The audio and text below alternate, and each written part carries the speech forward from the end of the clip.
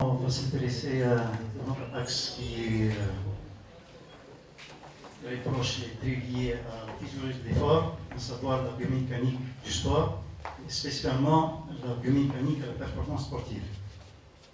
L'intitulé de notre intervention, c'est l'influence de quelques paramètres biomécaniques sur la détente verticale maximale en volleyball.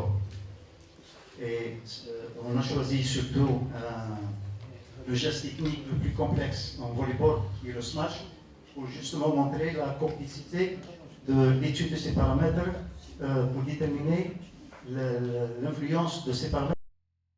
Elle passe automatiquement par toutes les étapes qui précèdent sa réalisation. L'analyse des paramètres biomécaniques et le degré de l'influence, il permettra de corriger d'une part la technique du smash et d'autre part d'orienter la technique des volleyeurs attaquants. L'objectif de notre étude, c'est de déterminer le niveau et le degré d'influence de certains paramètres biomécaniques sur les trois étapes, les trois premières étapes du smash, à savoir l'élan, l'appel et l'impulsion, sur la détente verticale maximale effectuée par les volleyeurs attaquants. Dans cette perspective, on a utilisé la méthode suivante. On a choisi 9 volleyeurs attaquants garçons, âgés entre 16 et 17 ans. Chaque volleyeur attaquant a réalisé 5 smash à une hauteur du filet de 2,43 m. Les paramètres biomécaniques ont été mesurés, déterminés puis calculés à travers l'analyse des séquences vidéo et effectuée moyennant les logiciels Innovia, Origin et Deadline. Donc le logiciel Innovia nous permet d'analyser la vidéo pour déterminer les angles balayés par éventuellement le travail des bras, l'angle balayé aussi pour déterminer la force réelle d'appui vertical réelle engendrée justement par au cours de l'étape de l'appel. Le logiciel Origin nous permet de tracer les graphes des différentes distances en fonction du temps et les équations mathématiques qui se rapprochent le plus vers la courbe du graphe ainsi du smash réalisé. Le logiciel Deadline, c'est un logiciel qui nous permet de trouver la solution de la dérivée seconde de l'équation horaire du mouvement pour pouvoir déterminer justement, et c'est ça le plus important, déterminer la vitesse maximale atteinte lors de l'étape de l'élan qui sera utilisée ultérieurement pour déterminer la force des bras.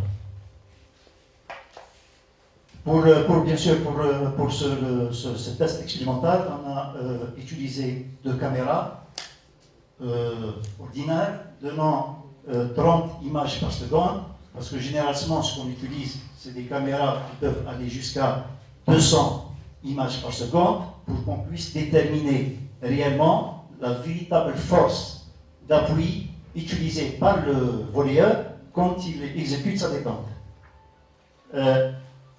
Justement, généralement, pour étudier dans la biomécanique, on utilise, pour avoir des mesures précises, on utilise une plateforme de force avec une caméra à enregistrement rapide et avec des capteurs pour que les résultats soient fiables.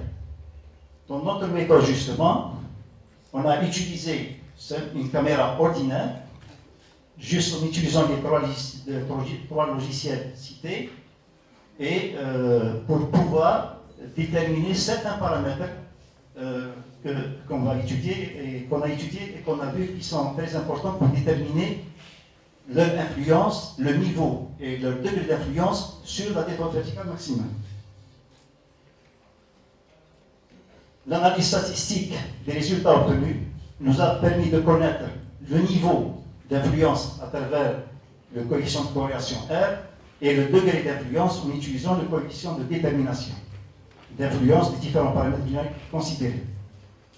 D'habitude, pour déterminer la force d'appui verticale, en utilisant de mécanique la dynamique, c'est-à-dire en utilisant la plateforme de force, c'est elle qui va nous permettre justement de trouver, en fin de compte, la détente réelle du volleyeur quand il fait son impulsion.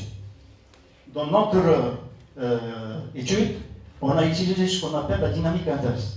Donc, par manque de ces outils de vérification, c'est à travers dynamique inverse, c'est-à-dire généralement la dynamique normale, c'est on utilise la force d'appui verticale pour qu'on puisse aboutir à la détente, et la dynamique inverse, on utilise la détente verticale à travers la mesure directe en utilisant le logiciel Inovia pour qu'on puisse à la fin déterminer cette force d'appui verticale.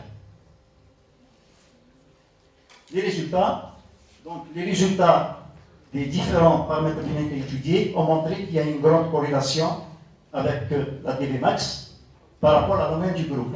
Donc il y avait la vitesse d'extension, l'accélération d'extension, la force d'appui verticale, l'impulsion qui est calculée par rapport à la force d'appui verticale et le temps mis pour la développer, et la force des jambes.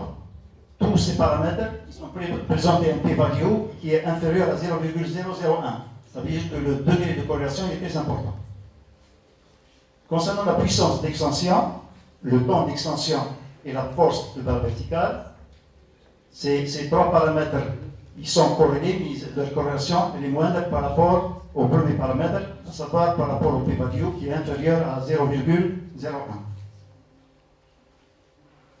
Concernant le coefficient de raideur musculaire, ce coefficient, généralement, on a utilisé un mouvement, ce qu'on appelle une modélisation biomécanique, en utilisant un modèle de mouvement symétrique de McMahon-Chang.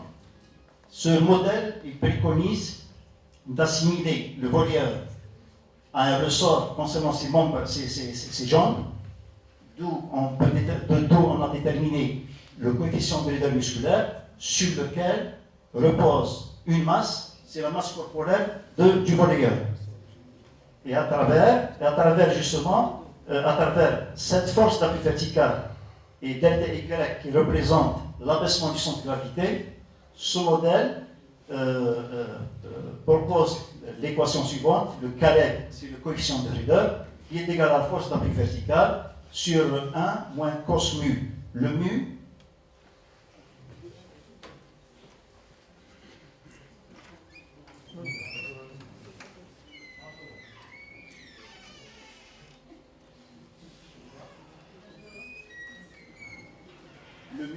c'est cet angle, c'est l'angle mu balayé par les jambes quand le volet attaquant est en régime excentrique. Ce même mu, on va le trouver quand le volleyeur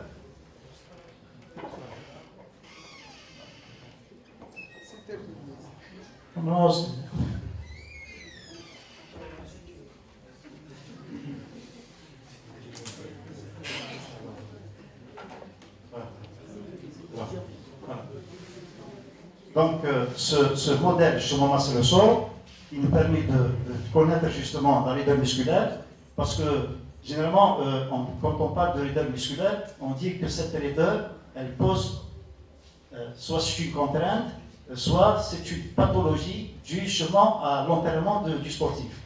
Au contraire, cette raideur, elle doit exister. Et plus elle est grande, plus la personne, elle peut avoir une grande vitesse de contraction, avoir une grande puissance mécanique lors de l'état positif de l'impulsion, et elle permet de développer surtout la force explosive. Donc, peu ou trop de raideur cela peut mener justement à des blessures sportives.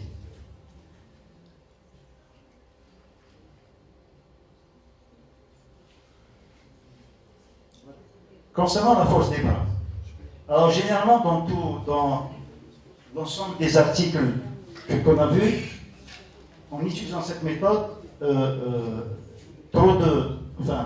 de chercheurs, ils ont quantifié la force des bras. Nous, à travers cette simple méthode, on a pu déterminer la force des bras à partir de la force d'appui verticale et en prenant en considération la masse des bras du sujet, le demi-longueur des membres supérieurs et la vitesse angulaire des bras du début de l'appel jusqu'à la fin de l'extension. Les résultats du travail des bras ont montré que notre échantillon n'utilisait que 32% de la force des bras par rapport à la force d'appui vertical, car cette dernière est composée de la force des jambes et la force des bras. Et que le meilleur détenteur dans le meilleur détente verticale, il n'a pu développer que 27% de cette force des bras. En conclusion, l'étude réalisée nous a permis de déterminer un certain nombre de critères discriminants représentant les paramètres mécaniques les plus corrélés avec la détente verticale maximale.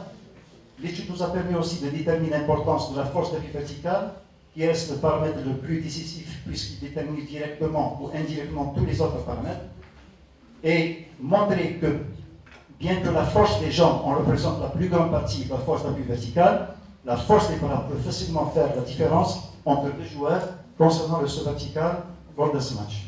Merci de votre attention.